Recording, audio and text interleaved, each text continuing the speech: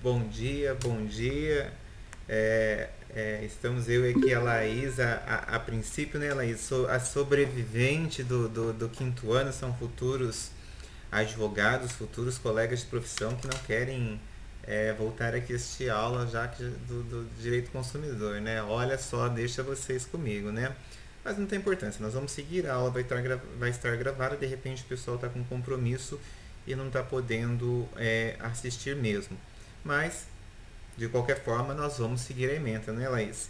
Então, aula 17, proteção contratual. Hoje nós vamos tratar dos artigos 46 ao artigo 50, é o capítulo 6º do Código de Defesa do Consumidor. Nós já estamos encaminhando para a reta final. Vai ser possível fazer uma aula de revisão, penso eu, porque nós estamos absolutamente dentro do cronograma que eu havia planejado lá no começo do ano. Então, pensando aqui nessa situação das questões da proteção contratual, eu levantei ali algumas questões preliminares para que a gente pudesse discutir, né? Para que a gente pudesse entender, para que a gente pudesse orientar aqui a nossa conversa. Então, o contrato no Código de Defesa do Consumidor, quando eu estou falando em contrato, estou pensando lá no direito contratual. No direito contratual do civil, nós temos aquela bilateralidade. Eu não sei quem que dá direito contratual para vocês, acredito que tenha sido aí o Toso ou a Juliana, né? Aqui no direito do consumidor, como nós estamos diante de uma legislação que quer proteger o vulnerável, nós perdemos, o contrato ele perde essa bilateralidade. Por quê? Porque aqui nos é apresentado o contrato de adesão. Por que é nos apresentado o contrato de adesão? Em razão da sociedade de consumo, a sociedade de massa, né? Eu falei isso lá no começo do ano, em razão do grande número de relações comerciais que hoje, em razão do e-commerce, em razão de tanta coisa, nos traz velocidade. Não seria mais possível nós ficarmos elaborando um contrato cláusula a cláusula, né?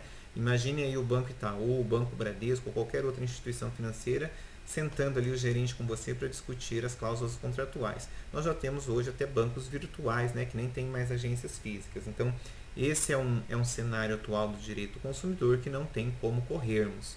Então, e em razão desses contratos sendo celebrados fora do estabelecimento empresarial, esses contratos precisam estar prontos, né? Não sei vocês, mas todas as semanas eu fecho relações de consumo pela internet, né? Ainda mais nesse período de pandemia, a gente compra coisas para casa, para o escritório, compra coisas aí para o condomínio, e são todas relações de consumo com contratos prontos. Na maioria das vezes a gente não tem nem acesso ao contrato que está sendo realizado, né? Mas não há problema nenhum, por isso que existe o direito do consumidor e que vem aqui nos resguardar nessas relações aqui de consumo. Então, isso aqui seriam algumas questões preliminares para a gente discutir. E quando eu estava pensando nessa aula ontem, eu lendo o livro do Dr. Fabrício Bolzan, ele trata da questão ali de alguns princípios preliminares a essa questão contratual. E eu achei interessante trazer aqui, ainda que seja em uma conversa breve com vocês, esses princípios específicos com relação aos contratos de consumo. Então, me acompanhe aqui que é bem tranquilo. O primeiro princípio, que é um princípio específico ao direito do consumidor, é o princípio do rompimento com a tradição privatista do Código Civil. O que isso quer dizer? Isso aqui quer dizer exatamente aquilo que, né, vai de encontro de aquilo que eu estava acabando de falar, que em razão da sociedade de consumo, em razão da quantidade de relações de consumo e contratos que hoje fazemos em razão da internet, em razão da velocidade em que as compras ocorrem hoje, não seria mais possível a gente ficar com aquele antigo princípio que é aplicado no direito civil, que é o princípio ali da questão privativa do contrato feito de forma específica para as partes, né? Então, hoje mesmo eu acabei de mandar uma minuta de acordo aqui para um cliente que era um caso complicado E vejam que a minuta de acordo ela é padrão do banco. Então, embora eu tenha lido, relido, algumas coisas ali algumas coisas até poderiam ter sido feitas diferentes, mas o advogado do banco já me alertou, olha, doutor, isso aqui é padrão, a gente não costuma fazer diferente. Então, o senhor verifique, reflita aí com calma com o seu cliente, e como o valor é indiscutivelmente fabuloso para o meu cliente, é óbvio que nós vamos assinar. Então, é um rompimento aqui dessa questão do direito civil, dessa privacidade, né, que existia antes de você ter um contrato específico entre você e o fornecedor. Hoje os contratos são padrões, né? O Código Civil não seria compatível aqui com o direito do consumidor. Por quê? Porque o antigo Pacta Sunt Servanda, lembra? O contrato é lei entre as partes. Escrevi tanto isso como advogado de banco. Hoje, quer dizer, estou aqui do outro lado da mesa discutindo justamente a relativação do Pacta Sunt Servanda. Isso aí caiu por terra, né? A oferta como mero convite e não vinculativo, isso aí é lá do direito civil. Aqui no direito do consumidor, a gente já passou lá na questão da oferta, e vocês se lembram que a oferta sim vincula o fornecedor. Cláusulas contratuais elaboradas por ambas as partes em condições de igualdade. Isso é lá no direito civil, que você tem condições de dialogar, em discutir as cláusulas. Aqui no direito do consumidor é o contrato de adesão, em que as cláusulas foram elaboradas sim por parte do fornecedor, e que você, como consumidor, a sua única opção é aderir ou não aderir ao contrato de adesão. Então, né, parece um pleonasmo, aderir ou não aderir. Eu particularmente não gosto da postura de alguns, digamos assim, algumas sentenças que eu já vi, no sentido de que quando o juiz vem e escreve assim, olha, o consumidor tinha a possibilidade de não aderir. Eu faço uma análise, vocês sabem, vou ser um eterno defensor do direito do consumidor. Eu acho que nem sempre porque ele assinou, ele tinha ciência, né? Ele tinha conhecimento das cláusulas, ele sabia as consequências. Eu acho que muitos, né, ou quase que a maioria dos consumidores fazem sim a adesão, mas sem ali aquele conhecimento pleno, sem aquela responsabilidade. E daí eu vou além, eu não acho que isso aqui seria responsabilidade só do consumidor, né? Por que a gente não aplica aqui a questão da boa-fé objetiva? E cabe sim ao fornecedor explicar, a trazer aqui as coisas de uma maneira clara, de uma maneira correta, né? Eu parto daquele pressuposto que a sociedade só vai melhorar quando todos tiverem aquela concepção daquilo que é justo, daquilo que é certo, concorda? Se tudo fosse justo, tudo fosse certo, nem precisaria de lei, de delegados, de nada disso, né? Eu sempre, infelizmente, aprendi isso a duras penas. Segundo princípio da preservação explícitas do contrato de consumo. Esse aqui, quando ele vem falar do artigo 51, parágrafo 2º, eu achei até que estaria no lugar errado da aula, mas não é. Ele está falando do princípio da preservação contratual que o Código de Defesa do Consumidor prega. Então, quando você pega o artigo 51, parágrafo 2º, quer ver o que ele vai estar falando? Ó, aqui estou lendo com o meu código. Ó. O caput do 51 diz: são nulas de pleno direito, entre outras cláusulas, as cláusulas contratuais relativas ao fornecimento de produtos e serviços. Parágrafo 2º. A nulidade de uma cláusula contratual abusiva não invalida o contrato, exceto quando de sua ausência, apesar dos esforços de integração, decorrer ônus excessivo a qualquer uma das partes. Eu trabalhei lá no eixo de quinta-feira um contrato de financiamento, né, de consignado, em que a anulação ali começou com a anulação de cláusula, mas depois acabou tornando o contrato inteiro nulo, porque não havia possibilidades de sustentabilidade daquele contrato. Mas regra geral aqui no direito do consumidor, em você, ainda que exista uma cláusula que seja nula, a regra geral é que se a cláusula, né, não compromete o contrato como um todo, você vai lá e faz a nulidade daquela cláusula e o contrato continua valendo, continua ali com atividade. Terceiro princípio aqui dentro do direito da proteção contratual, princípio da transparência contratual. E aí a gente começa o primeiro artigo aqui referente à seção do capítulo 4, né, o artigo 46, ó. Os contratos que regulam as relações de consumo, está em vermelho, não obrigarão o consumidor, se não lhes for dada a oportunidade de tomar conhecimento prévio de seu conteúdo, ou se os respectivos instrumentos forem redigidos de modo a dificultar a compreensão de seu sentido e de seu alcance. Então vejam que o artigo 46 ele foi escrito, a redação dele é prestigiando o princípio da transparência contratual. Como é que eu vou obrigar o consumidor se ele não tomou conhecimento ali das cláusulas, se ele nem entendeu o que estava acontecendo? Para mim isso aqui é pilar, né? É base aqui dentro do direito do consumidor da proteção contratual. Agora, cuidado em não achar que a simples alegação de uma cláusula, de um artigo como esse na sua petição, já resolveu a sua questão aqui no direito do consumidor. Não é assim que funciona. Você tem que fazer a prova, né, de acordo com o 373, inciso 1, cabe ao autor trazer provas, fatos, né, constitutivos do seu direito. Então, cuidado que você vai ter que trazer aos autos, seja uma gravação, seja uma ata notarial, seja uma testemunha, né, que você de repente tenha aí feito levado lá no cartório, feito uma ata para você poder juntar isso aqui na inicial. Então, são inúmeras possibilidades de você produzir essa prova antecipada para tentar um convencimento aqui do juiz, né, pensando talvez aqui no juizado ou na vara civil, para que você consiga aqui o êxito, seja aqui numa tutela de urgência, ou seja aqui depois no mérito da sua ação. Então, cuidado, porque o artigo 46 ele é fabuloso, mas ele depende de prova. Artigo 47 seria o quarto princípio da interpretação, o quarto princípio aqui da proteção contratual no CDC. Seria o princípio da interpretação mais favorável ao consumidor. E olhem lá o que está falando o artigo 47. As cláusulas contratuais serão interpretadas de maneira mais favorável ao consumidor. Olha, gente, que eu tenho até uma experienciazinha razoável aí no direito do consumidor, e são poucas as vezes que a gente consegue fazer a aplicação dessa cláusula. Sabe por quê? Porque normalmente não há dubiedade na informação. Normalmente a cláusula é muito clara e tira o direito do consumidor. Então, é difícil, né? Eu não estou me recordando agora de algum caso específico, mas é difícil a gente conseguir aplicar o artigo 47, porque normalmente o problema aqui não é dubiedade na interpretação. Claro que se houver dubiedade, nós vamos interpretar de forma mais favorável ao consumidor, sim. Eu tenho um caso bem interessante, acabei de me lembrar de um, que eu estou discutindo, né, aquele ali, veja, sabe aquela coisa que o advogado gasta toda a sua energia? Ainda bem que eu cobrei uns trocados de honorários iniciais, e penso eu que eu vou cobrar ali, acho que é 20% em cima da diferença do saldo devedor. Por quê?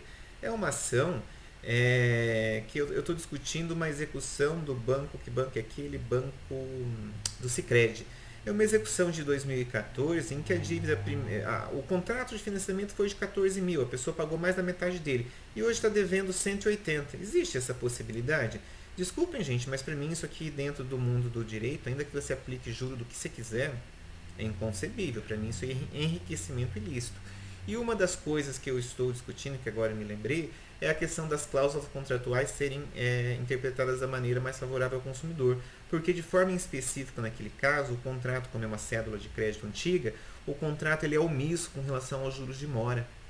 Né? Se o contrato é omisso com relação aos juros de mora, perdoe-me, eu quero aplicar 1% ao mês. Agora, 1% ao mês, meus amigos, a cada 12 meses, você veja, vai dar 12%. Mesmo sendo 2014 para 2020, vão dar 6 anos, né? 72 meses, vezes 10 dá 720%, não, daria 72, né? 72%. Veja, ainda que seja 72%, eu penso que está longe de você fazer essa conta matemática de que um saldo devedor de, sei lá, de 9 mil vire 180. Se você conseguir fazer essa mágica matemática para mim, no entanto que eu contratei um perito e foi feita uma perícia contábil por parte do autor, que é no caso do réu, né? Mas no caso eu também tenho. Eu tenho ação ordinária, eu tenho os embargos e tenho exceção de pré-executividade. Nossa, mas por que você tem tudo isso? Gente, eu tentei processualmente fazer todas as possibilidades possíveis, né? Porque meu cliente precisa precisa que o judiciário olhe esse caso com os olhos que lhe são devidos. Tem já um imóvel penhorado, então assim, não é brincadeira, é briga de gente grande, só que eu entrei no processo, nós estamos em 2020, se eu não me engano foi 2019, entendeu? Então assim, infelizmente o advogado anterior não teve uma boa atuação, e quer dizer, quando você é contratado que o time já está perdendo de 7-2, é difícil você buscar a diferença, mas eu estou buscando, né, e vamos ver, e se a gente tiver contato eu vou contando como é que esse caso vai se desenrolando. Então, no Código Civil, essa questão da dubiedade de cláusula, a gente tem artigo próprio, do Código Civil, artigo 423. Quando houver no contrato de adesão cláusulas ambíguas ou contraditórias, dever-se-á adotar a interpretação mais favorável ao aderente. Então, cuidado, porque além disso estar presente no Código de Defesa do Consumidor, você vai ter casos que não existe a relação de consumo. E se não existe a relação de consumo, não há problema algum. Por que não há problema algum? Porque no artigo 423 do Código Civil, então se não há relação de consumo, é relação do direito do consumidor, e de acordo aqui com a relação do direito do consumidor do Código Civil, nós temos o artigo 423 que diz que no caso de contrato de adesão, as cláusulas ambíguas ou contraditórias dever-se adotar a interpretação mais favorável ao aderente. Então vejam que a gente tem esse sinalagma, né, entre o direito do consumidor e o direito civil, tendo aplicação em ambos os institutos. Então eu aproveitei e fiz aqui um quadro sinótico para vocês, né? À minha esquerda está escrito assim, interpretação mais favorável no Código Civil, e à minha direita está escrito assim, interpretação mais favorável no Código de Defesa do Consumidor. Então, na minha esquerda, interpretação mais favorável no Código Civil seria o contrato de adesão. E interpretação mais favorável no Código de Defesa do Consumidor, qualquer contrato de consumo, não necessariamente apenas o contrato de adesão. Qualquer contrato que seja aqui da relação de consumo, eu vou aplicar as cláusulas aqui de maneira mais favorável ao consumidor. No caso da interpretação mais favorável no Código Civil, depende de cláusulas ambíguas ou contraditórias. Veja meu segundo quadradinho ali. Já no direito do consumidor, independe de cláusulas ambíguas ou contraditórias. Eu sempre vou fazer a análise, né, a interpretação mais favorável ao consumidor. Então, guardem esse quadrinho que eu fiz, né, elaborei ele ontem para vocês. Eu acho que ele ficou bem claro, né? E daí aparece essa fotinha do cláusulas e o contrato. Ou seja, se você tirar a assinatura dali, se você tirar a caneta para fazer a assinatura, você vai cair ali nesse problema. Então, quinto princípio aqui da proteção contratual no CDC. Princípio da vinculação pré-contratual, seria o artigo 48 do Código de Defesa do Consumidor. Artigo 48. As declarações de vontade constantes de inscritos particulares, recibos e pré-contratos relativos à relação de consumo vinculam o fornecedor, ensejando inclusive execução específica nos termos do artigo 84 e seus parágrafos. O que acontece aqui nesse artigo 48? São aquelas anotações, quando eu vou fazer um orçamento, orçamento não, porque daí a pessoa tem que me dar um orçamento por escrito. Quando eu vou olhar um produto, fazer uma compra de repente, sabe quando você vai lá e o vendedor fala um monte de coisa para vocês? E de repente você quer pensar um pouquinho melhor?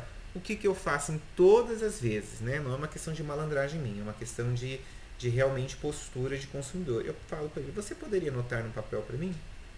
E aí ele anota, me dá o cartão. Então esses escritos particulares feitos, né? Então eu vou lá, vamos colocar um bem maior que fica mais fácil você entender. Eu vou lá, olho um carro hoje, ele me diz que o carro, a taxa é zero, que é 3 anos de garantia, 3 anos de revisão grátis, né? Não tem propaganda na TV, tá? Eu peço para ele colocar tudo isso num papel, porque amanhã ou depois de amanhã que eu voltar para fazer o contrato, né? Eu só vou conferir, olha, está nas mesmas condições? Está. Eu estou aqui com as condições, vou formular o contrato aqui, vou comprar o carro. Se daqui a um ano, 6 meses, ele vier com a história de que não, eu não entendi direito, olha aqui, não, eu tenho aqui o pré-contrato, eu tenho aqui as informações feitas que você me passou antes de eu formalizar o contrato. E por esta razão, isso aí deveria ter sido anexado, e se não for anexado e você não aceitar o anexo agora, eu vou entrar judicialmente com o pedido e o juiz vai me deferir. Então isso aqui é uma questão bem tranquila, eu já tive algumas ações nesse sentido, normalmente terminam em acordo. Por que termina em acordo? Porque o fornecedor sabe que vai ter problema e que vai perder. Compras feitas fora do estabelecimento empresarial. Ah, mas poxa vida, o que seria isso? Esse aqui é o famoso artigo 49, que eu estou desde o começo do ano falando para vocês. Por quê? O artigo 49 diz o seguinte: o consumidor pode, ou seja, é uma possibilidade, é uma faculdade, não é uma obrigação. O consumidor pode desistir do contrato no prazo de 7 dias a contar da sua assinatura ou do ato do recebimento do produto ou serviço, sempre que a contratação do fornecimento dos produtos e serviços ocorrer fora do estabelecimento comercial, especialmente por telefone ou a domicílio. Antes de eu mudar o slide, eu quero lembrá-los vocês de uma coisa, que o nosso Código de Defesa do Consumidor é de 1990. Olha como é que eles foram de vanguarda em conseguir trazer, em conseguir criar um artigo que vem aqui, é o que lá no direito francês a gente chama de prazo de reflexão. Olha que interessante, o Código de Defesa do Consumidor acabou de fazer 30 anos, agora em 11 de setembro de 2020, e em 1990 nós já tivemos a lucidez do legislador em trazer um contrato baseado, ainda que seja baseado no direito francês, trazer uma cláusula que diz que no caso de arrependimento você tem 7 dias para poder efetuar o cancelamento sem nenhum ônus. E daí eu levanto aqui, deveria até ter enumerado, eu levanto alguns questionamentos aqui que eu penso que a gente precisa responder para poder ficar em paz aqui com esse conteúdo do artigo 49. Ó. As compras pela internet poderão gozar do prazo de arrependimento, sendo o rol do artigo 49 exemplificativo? Deixa eu voltar. Quando o artigo 49, ele diz assim, ó, quando eu estou falando o rol do artigo 49, ele está falando que são estabelecimento fora de estabelecimento comercial, especialmente por telefone ou domicílio. Você vai dizer, mas e a internet? Não se encaixa em nenhum dos dois, é um rol exemplificativo? Pode ser entendido como um rol exemplificativo, sim, mas lembrando que o Código de Defesa do Consumidor é principiológico, nós sempre poderemos aqui trazer outras situações que, ainda que não estejam reguladas no direito do consumidor, porque nós estamos diante de um ramo do direito que é baseado em princípios, né? No entanto, que o nosso Código de Defesa do Consumidor, em razão da principiologia, ele ainda é absolutamente atualizado. Por quê? Porque a gente consegue aplicar essa discussão da internet 30 anos depois. Olha que coisa interessante. Segundo questionamento, qual o fundamento do prazo 7 dias para o consumidor arrepender-se? Por que 7 dias, né? Só uma coisinha. Por que 7 dias? 7 dias foi entendido que é um prazo razoável, ou seja, é uma semana, são 1/4 de um mês. É uma semana para que o consumidor possa exercer aquilo que lá no direito francês já é assegurado de longa data. Eu me arrependi da compra. Ah, por que eu me arrependi da compra? Eu não preciso de um motivo específico. Eu posso me arrepender porque agora eu pensei melhor e eu acho que é muito caro. Eu posso me arrepender porque agora eu pensei melhor e eu acho que eu não preciso desse produto. Eu posso me arrepender porque agora eu olhei outros produtos e vi que aquele produto que eu comprei não era o melhor dos produtos. Então, eu não preciso ter uma justificativa, eu não preciso ter uma explicação para o fornecedor o porquê que eu quero cancelar, o porquê que eu quero desfazer, o porquê que eu quero devolver o produto ou o serviço que eu adquiri pela internet. Então, isso é muito importante, isso aqui é muito legal. Nas compras efetuadas dentro do estabelecimento, podemos, né, acho que podem os consumidores se utilizar de tal prazo analogicamente? Se sim, em quais situações? Então, aqui é uma situação complexa, porque particularmente não, pela lei, pelo artigo 49, você não poderia, né? O 49 é aplicável naquelas situações em que as compras foram feitas fora do estabelecimento comercial. Mas nós temos algumas situações, sim, que eu já até passei por várias delas, em que você vai fazer a compra no estabelecimento físico e ele não possui o bem, o objeto que você quer comprar. E o que ele te faz? Ele te mostra pelo computador, ele te mostra uma foto, ele abre ali as descrições do produto. Qual que é a diferença de você comprar um produto olhando ele pelo monitor na loja ou comprar na sua casa pela internet? Me parece que eu não vejo nenhuma diferença. Então, num caso como esse, eu poderia sim, desde que eu consiga fazer essa prova, eu conseguiria sim aplicar por analogia o artigo 49. Eu achei isso assim fantástico. Eu nunca nem parei muito para pensar nisso, mas ontem quando eu estava refletindo sobre essa aula, li ali o capítulo do Fabrício Bolzan. Eles estão inclusive com um lançamento novo agora do Código de Defesa do Consumidor comentado. Eu já tenho a edição, só que a minha edição 2018, então agora estão lançando a edição 2020, é muito legal, uma obra que não é muito barato, mas vale a pena. Por quê? Porque traz jurisprudência, traz comentários, traz uma série de coisas. Olha, de verdade, eu tenho algumas obras ali no direito do consumidor que realmente eu sou grato a Deus de ter conseguido a possibilidade de comprar essas obras, que foram obras compradas em congressos. Quer dizer, normalmente essas obras não chegam até nós aqui que estamos no interior do estado, né? Mas hoje com a internet a gente consegue chegar em qualquer lugar. Então, nessa questão que eu estou exemplificando de comprar no estabelecimento por meio de foto, por meio de consulta no site do produto, analogicamente, se você fizer essa prova, você pode sim aplicar o artigo 49. Indo ali adiante, ó, o prazo de arrependimento pode ser convencionado em período diferente do legal?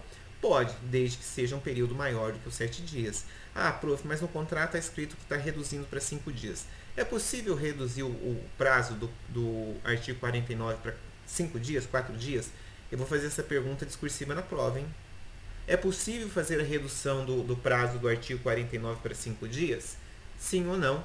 Justifique sua resposta.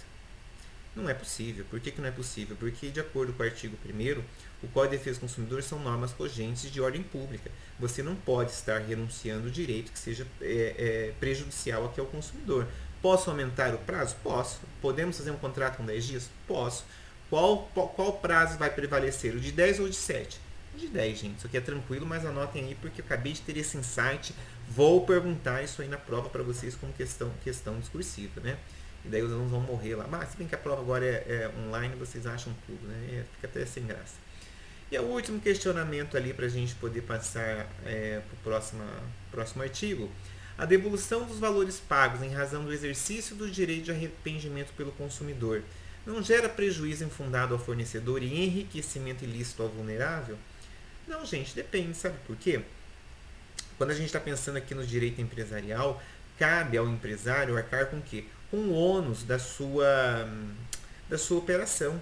Então, como ele vende pela internet, ele tem menos custo, né? Menos custos com funcionário, menos custos com IPTU, menos custos com energia elétrica, porque ele não tem loja física, uma série de outras coisas, é o risco do negócio. Então, ainda que ele tenha que devolver integralmente o valor da compra, mesmo ele perdendo frete, tendo prejuízo que o produto já foi desembalado e outras coisas, não há problema algum, ele ainda está no lucro. Sabe por quê? Porque ele não tem um monte de custo. Então, nessa situação aqui, nesse questionamento, ainda não haveria uma questão de enriquecimento, um prejuízo infundado ao fornecedor, não é isso não. E um enriquecimento ilícito ao vulnerável, também acredito que não. Muito se discute, a União Europeia já até legislou sobre o assunto, que é aquela devolução de produtos, eu já falei isso para vocês, de produtos que não tem como você voltar ele no mercado, ou não tem como o consumidor não ter tomado a ciência, né? Você pega aí por exemplo, uma cueca, uma peça íntima. Você compra a cueca, usa ela e depois você devolve ela, né? Então, assim, na União Europeia já tem diretriz nesse sentido que peças de uso pessoal não tem como, né? Compra feita pela internet não tem como devolver. Aqui nós não temos ainda. Aqueles links, né, de software, de filme, de jogos e uma série de outras coisas, né? O fornecedor aqui ele reclama, ele tenta colocar aqui barreiras para que você possa fazer esse cancelamento. Por quê? Porque muitas vezes você tem acesso ao conteúdo do produto. Como é que você vai saber se você gosta do filme se você não assistir? Então, estão vendo que algumas coisas aqui no Brasil, elas precisam serem regulamentadas de uma outra forma, de uma outra maneira. Parágrafo único do artigo 49. Se o consumidor exercitar o seu direito de arrependimento previsto nesse artigo, os valores eventualmente pagos a qualquer título durante o prazo de reflexão serão devolvidos imediato e monetariamente atualizados. Então, vejamos que esse parágrafo único, ele traz aqui o direito, né, o dever do fornecedor em devolver de forma atualizada integralmente os valores que o consumidor pagou para ele com relação ao produto. Então, eu não posso descontar frete, eu não posso descontar possível avaria na embalagem, né? Você só não pode quebrar o produto, né? Você pode desembalar. Agora, se você cometeu algum dano ao produto, aí você é responsável pelo dano, a conversa é outra. Mas, tecnicamente, todos os custos serão repassados ao fornecedor e não ao consumidor. Para a gente já encaminhando para a parte final da aula, o artigo 50, salvo engano, é o último artigo aqui deixa eu ver, desse complexo de proteção contratual, é verdade. O 51 já está em cláusulas abusivas, que a gente vai conversar na próxima aula. O artigo 50 ele trata sobre a garantia contratual complementar à legal. Está dizendo o seguinte: a garantia contratual complementar é complementar à legal e será conferida mediante termo escrito. Como assim? Essa é aquela garantia em que o fornecedor diz assim: olha, eu sou fabricante de geladeira, eu fabrico e vendo geladeira. Qual é o prazo de garantia da geladeira que eu fabrico? 12 meses. Se eu estou assegurando que a minha garantia é de 12 meses, qual que é a garantia legal mesmo? Vocês já estão lembrados? Já esqueceram? Esqueceram, pelo visto. A garantia legal vai estar no artigo 26, estão lembrados? 30 dias para produtos não duráveis, 90 dias para produtos duráveis.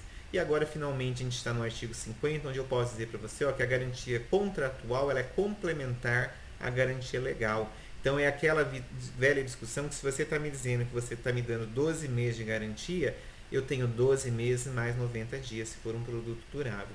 Se for um produto não durável, eu estou te dando 12 meses, é 12 meses mais 30 dias. Por quê?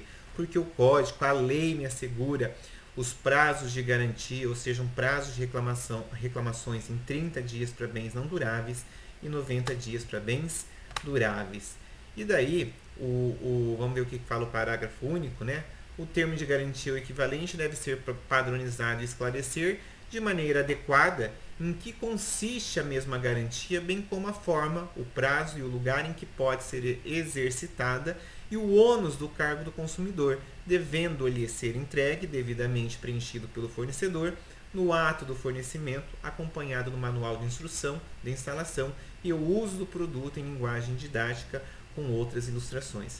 Esse aqui é o famoso termo de garantia que vem dentro dos produtos que nós estamos comprando.